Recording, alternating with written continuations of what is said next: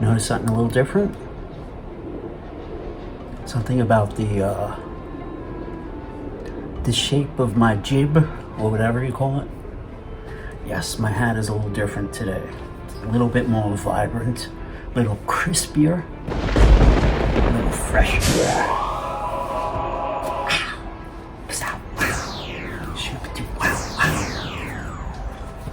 I always feel like I'm doing Broadway whenever I do this. Anyway, speaking of Broadway, I got some really cool 40s and 50s hats, and this one just came in. Look at that shark gill. This is a marathon. It's marked $5.95. You know it's an old hat. Beautiful fur felt, beautiful trim, completely clean. This is a size 7 1/2.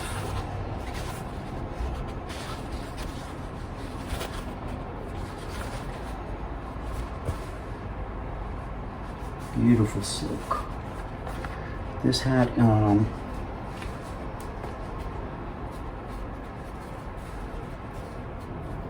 this is, I think, $230. Yeah, $230. Beautiful dove gray. There's a Borsalino Classico. Again, very fresh, clean, perfect. This one has been teardropped, but it's gonna be un-teardropped probably. I'm gonna reshape this one, just bring it back to a regular shape, unless you want it teardropped. Borsa Classico from 2005. Super clean, perfect. Rollable, crushable, can get wet, everything. Pre-bankruptcy, quality superior. This one is $260. Okay, order these 2 hats now and I will pay for your shipping and your hat box. So free shipping, free hat box. $260, $230. 7 3/8, 7 1/2. This one will run tighter though, so it's more like, fits for like a 7 1/4, almost a 3/8 maybe. I'm at 3/8, I can wear it, I guess. Yeah, 3/8 or a quarter could do this, I think. It's so soft. But anyway, yeah, I just had to pay a huge bill. Bills. Yeah. KTG hats are definitely gorgeous. There's an embroidered signature in there. Gold embroidered. And the little KTG hat pin, I'll show you now. I designed these pins.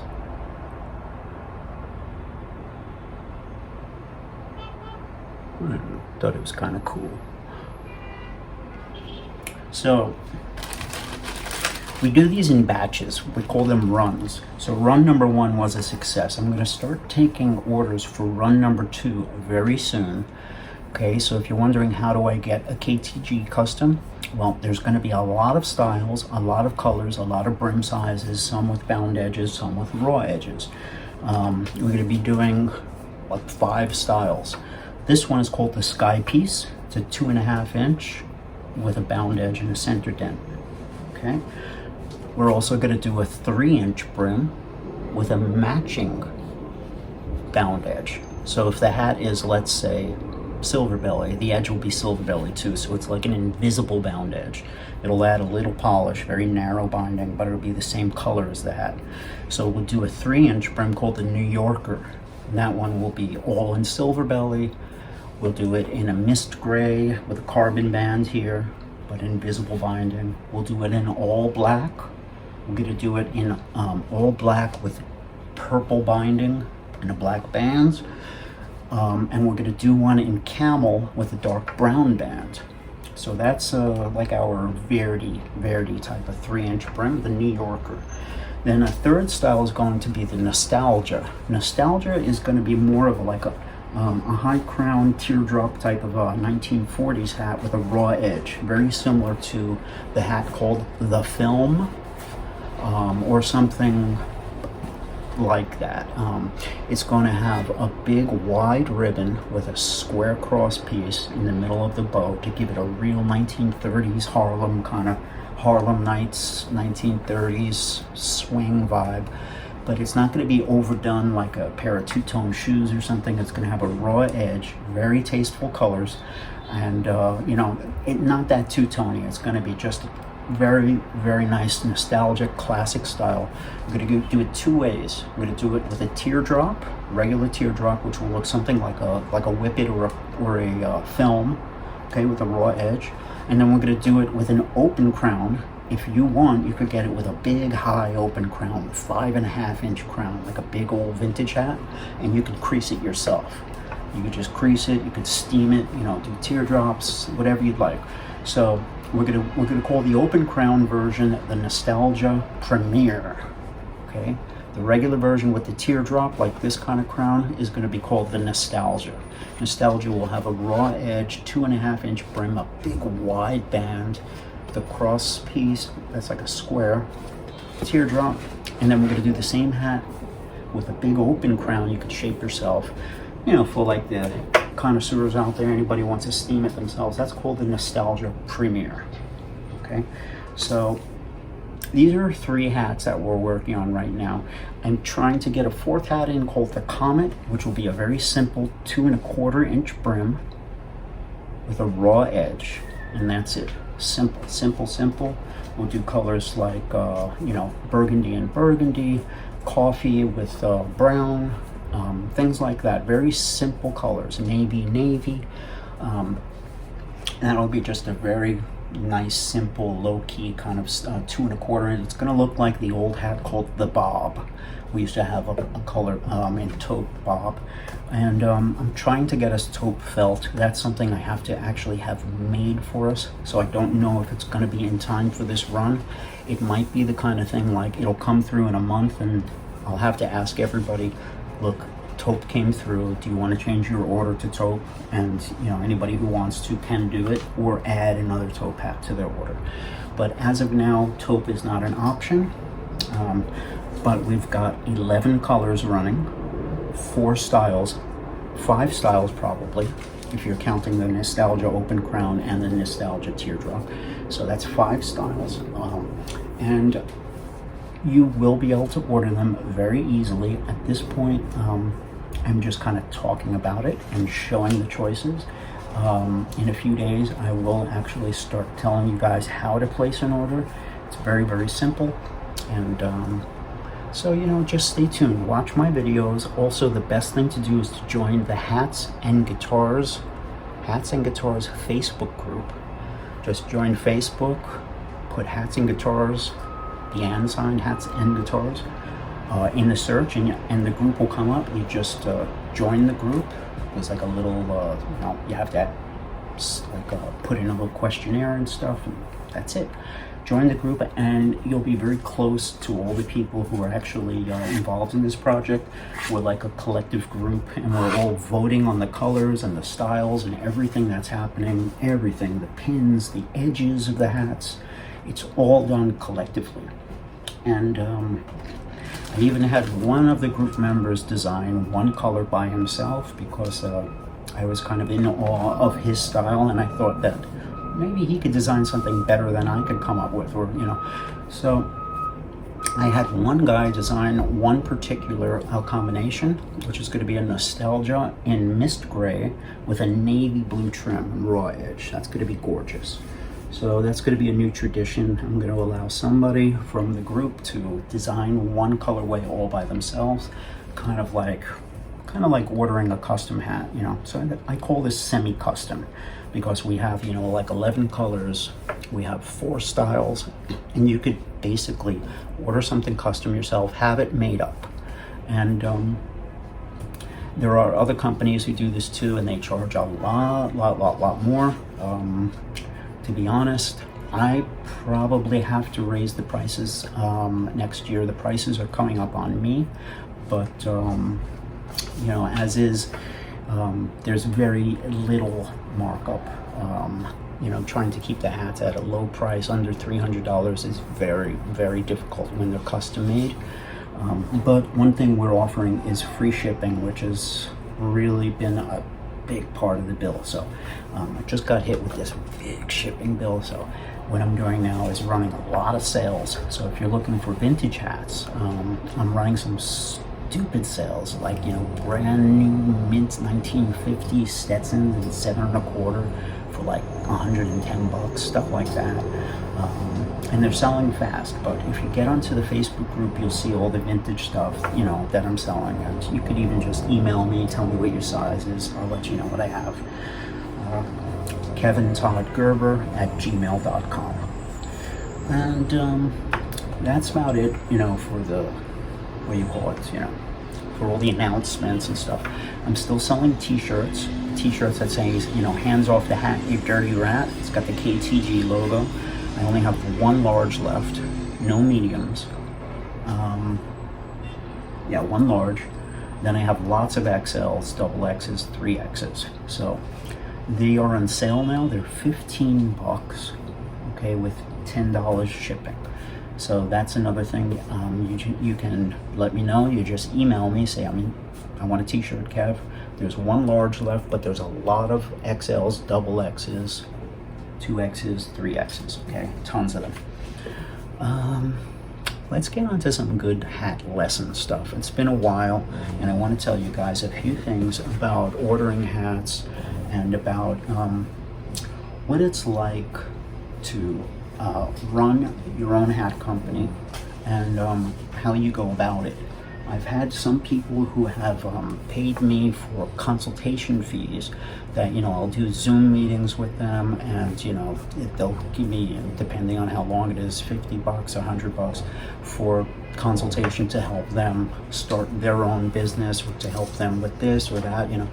So I've done a few consultations where I've helped people with their hat lines and stuff, just simply because I have so much experience in the retail hat industry, you know, working with sales representatives. You know, every year when we ordered our Borsellino line, our Stetson line, our Brochet line, our McGill line, our everything, the sales reps would come in. Having a hat company is, it's not difficult. What it basically entails is money. You know, if you have money, the hat companies will make whatever you want. So, you know, a lot of people, they ask me for consultations and this and that, and they say, I've got great ideas, you know, this and that. I want to approach the hat companies with my ideas. But hat companies don't want your ideas. Hat companies are businesses. They basically just want your money. They want to make hats, take your money, sell you hats. That's basically all they want to do. So, you know, they have their people who develop their styles and stuff, and they don't want to buy your ideas or anything like that. If you want to have a hat company, you have to basically make the hats, make the labels, send them out. You have to do everything yourself. It has to, first of all, you have to have a focus on what kind of stuff you want to do. First of all, let's say you want to do fur felt fedoras. You have to look around and you have to say, who is making fur felt fedoras and is offering the features that I want and will let me do a private label. Now, a private label is essentially like KTG hats, Bellissimo hats, I think what else, Delmonico hats. Basically, if you go to a hat company and you have them change the label inside their hats to your label, you're starting a private label. That's how it works. So first thing you want to do is you want to find the right place. Now, it used to be that there were a lot of choices and places that made exotic fur felts. Biltmore used to do it in Canada. They were like the premier place to do exotic colors, exotic shapes, exotic finishes, bound edges, interesting bands, vivid colors. You know, most hat companies do gray, black, brown. Sometimes they do tan, navy, or charcoal. And then, you know, you're lucky if they do anything else. That's standard. Most companies don't do colors like this. So if you're looking for something, you know, colorful, there's not a lot of choices out there. You have to find a brand that will make the hats, a factory that will make the hats for you. Okay, first thing you have to do is you need to place an order with them. So you have to say, this is the hat I want to make. Okay, you have to say, I'd like to make a fur felt hat with a leather sweatband, a silk lining, ribbon band, a wind cord, a bound edge, center crease, with a soft leather sweatband, this and that. Okay. He will tell you how much it will cost per hat. So let's say the guy says it's 150 or 200. Let's say he says $200 each for you to make this hat. Okay, so you have to say, all right, the hats are going to cost me 200. All right, so I'm going to have to sell these things for more to make a profit. But I can't sell them for 400. Nobody's going to buy that. Shoot, I could sell them for 3. But then what about shipping? What about boxes? What about labels? How am I going to get those hats to say KTG hats in there? All this stuff. So you got to pay extra. So you have to think, will they take care of my shipping? How much will that cost? So you talk to the hat company. You know, maybe they'll do individual boxes for you and they'll ship them out. They'll drop ship them to customers, but it's gonna cost a lot. So you have to pay for the packing, the shipping, and the individual boxes, and it can get very expensive. So let's say it costs you $60 to ship that hat and for the hat box. So now you're paying $260 for the hat. So you can sell it for $360. That's going to be difficult because that's very expensive. So maybe you want to bring it down to $325 because that's a price that maybe people will actually pay.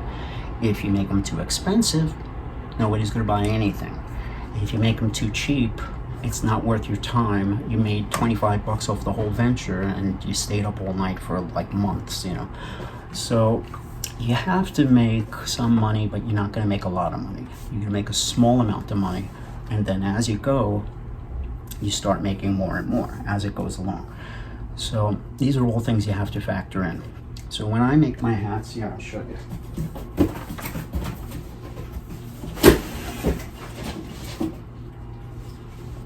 I pay a fee for sweatband graphics. Okay, if I want to have my signature in there, if I wanted to say for felt, all these things cost.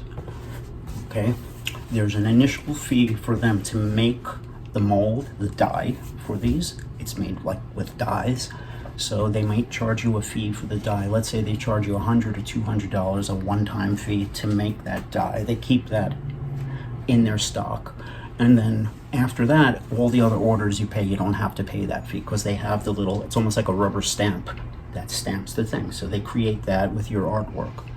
So after that, the sweatband art will probably not cost you, but you do have to pay for that fee. Oh, that was my hat pin. I was shaking it too much.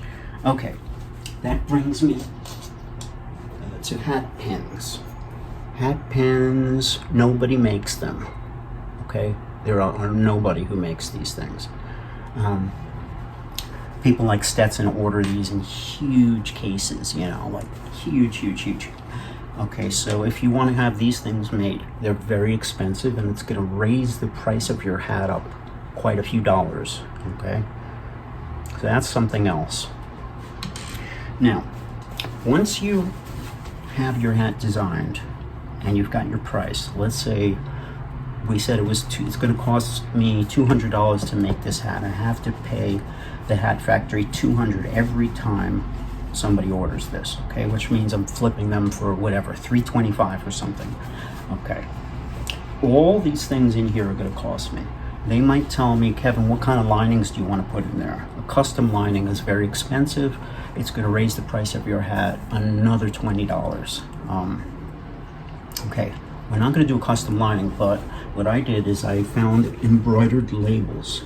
So these aren't stickers. They're actually, there's some, you know, like gold thread on black thread. So I had some custom labels made up, and I had plain linings installed.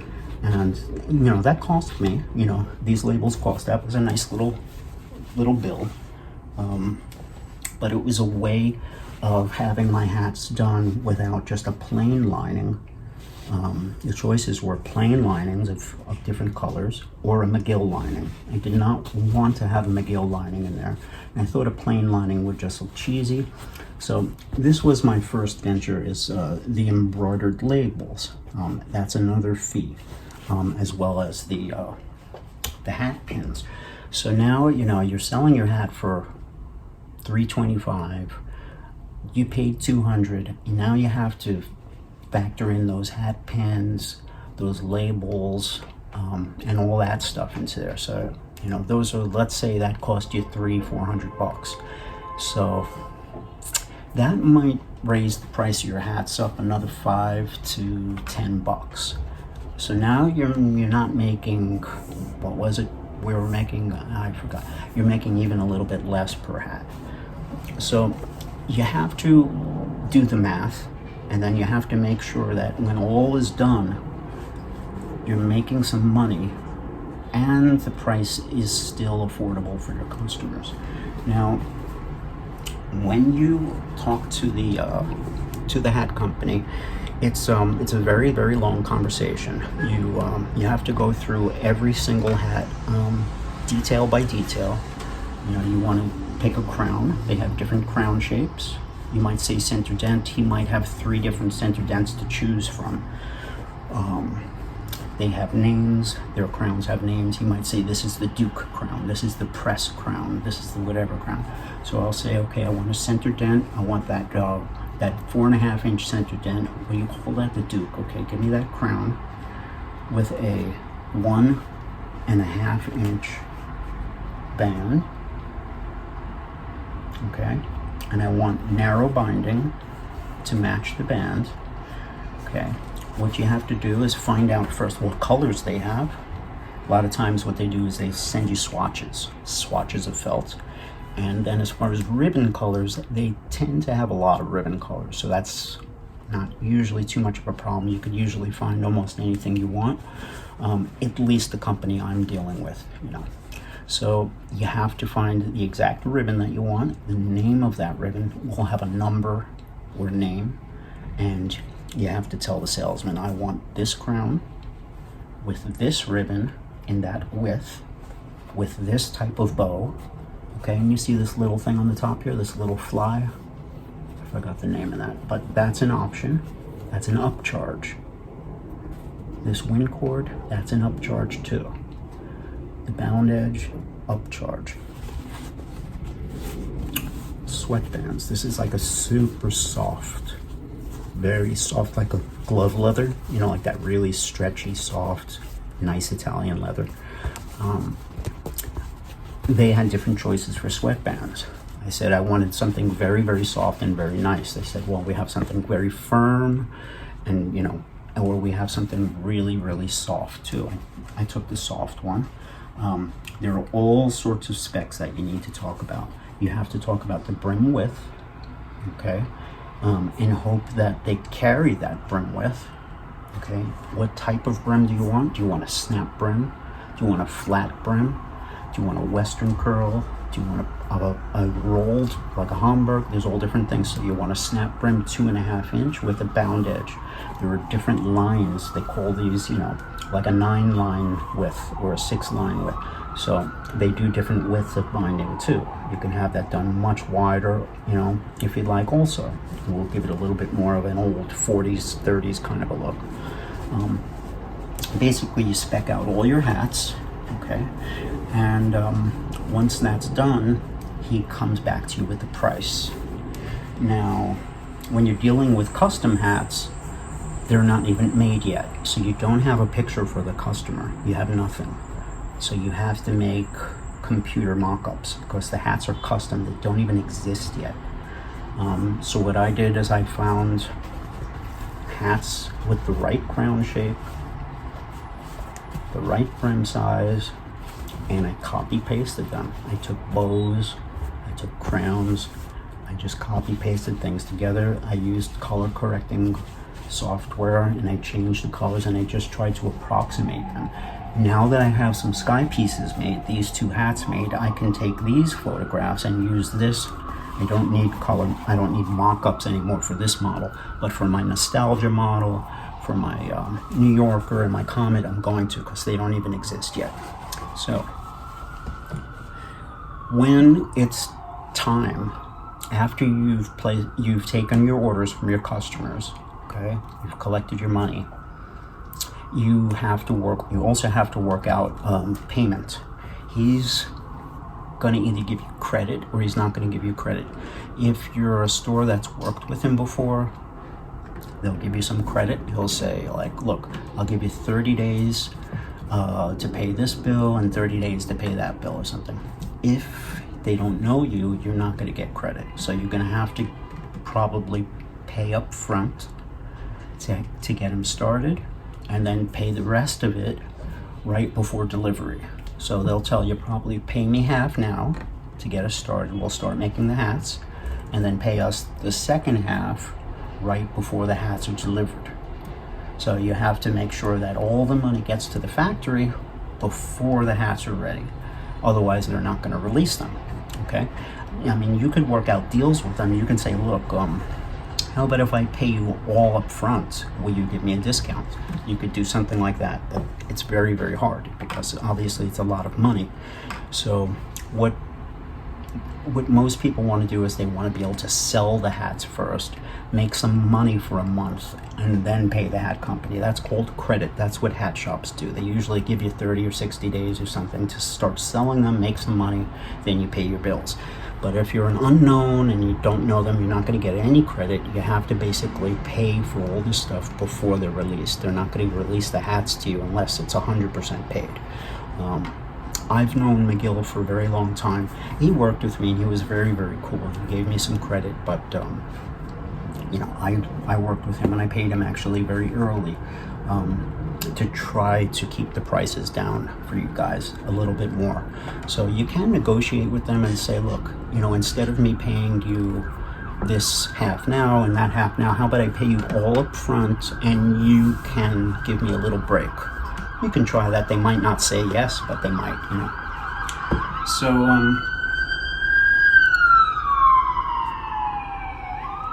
yeah, so when the hats arrive, you never know what they're going to look like. This goes for any hat. When Stetson sends us a batch, Rocher, Akubra, anybody sends us a batch, they're always a little different every year. Every batch is different. So you might say, unpacking a bunch of hats at your hat center and you say, how'd they come in?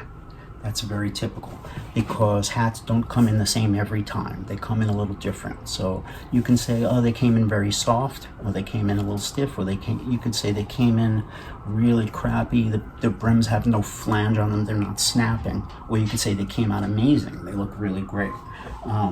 Some companies are like really consistent. Companies like Celentino, Akubra are super consistent, you know, like their hats just never really change. There are other companies that are a little bit more, you know, like every batch is a little different, softer, harder and stuff.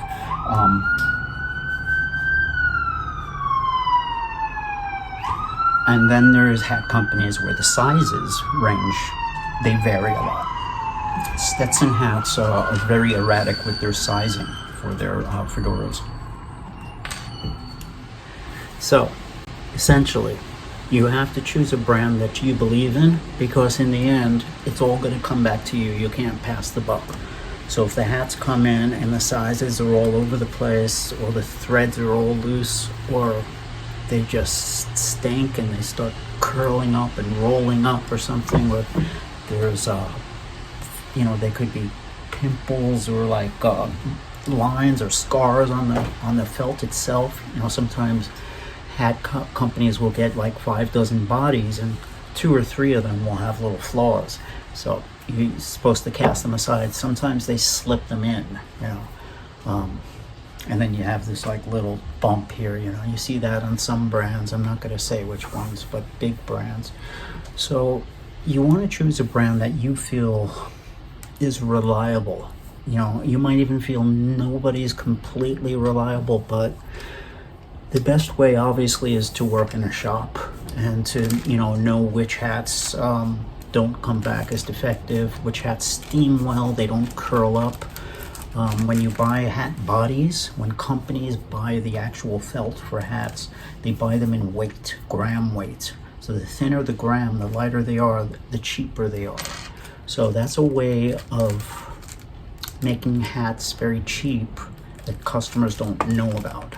You could say, yeah, it's pure beaver, but it could be so thin that the smallest rain will make it curl up. You're better off with a very thick and hardy rabbit felt. You want to look at the side and see some good thickness. You want the felt to snap when they block it. That's another common thing. Bad flanges that don't block well. Even when a hat gets old, you should be able to still, just get that back. That's a bad sign if hats are not snapping from the get-go. It means they're probably not put together well. So all these things are the most important things. Otherwise, they're all going to get returned, and you're going to have zero profit. Expect to, bite the bullet for the first few times, because there are a lot of initial expenses, and there's a lot of things that you learn along the way too. But it's fun to do, and as I said, work with people that are reliable. Obviously, most people here don't work in a hat retail shop, but you can go to places that you trust. For instance, if you go to Steve up at Bencraft Hats in Brooklyn, he's very knowledgeable. He's been in the business almost his whole life, and his family before him was too. So he can tell you, look, these companies are good, they're making stuff, but the felt is that or this. He could, tell you. People like that is people who own hat shops that and that you like in your neighborhood. You can say, look, I'm thinking about starting a private label. Who do you suggest I go to? Now, obviously, it's going to take some startup fees. You're going to have to invest at the beginning. So that is kind of a bummer. And you're going to have to think about shipping also, which is very, very expensive. And it also takes up a lot of room. You're going to have to store hats someplace. You're going to need someplace like a garage or a basement where you could store boxes and boxes of hats and ship them out yourself. You could also pay to have things drop shipped, which is expensive, but it's also a lot less hassle. But the more you do yourself, the cheaper it's going to be. If you go get your own labels, or if you get your own linings, it's going to be cheaper than if you go through the hat company. Sometimes hat companies offer boxes with their logo on it. An inexpensive way to get your hat box would be to get their logo and just get a sticker that's a square, a white sticker with your logo that they just put right over, and then it becomes a KTG box. So that's a good way to do it. All of these things cost money. A corrugated hat box with a handle, you're going to pay for it. Packing, shipping, everything costs money. International shipping.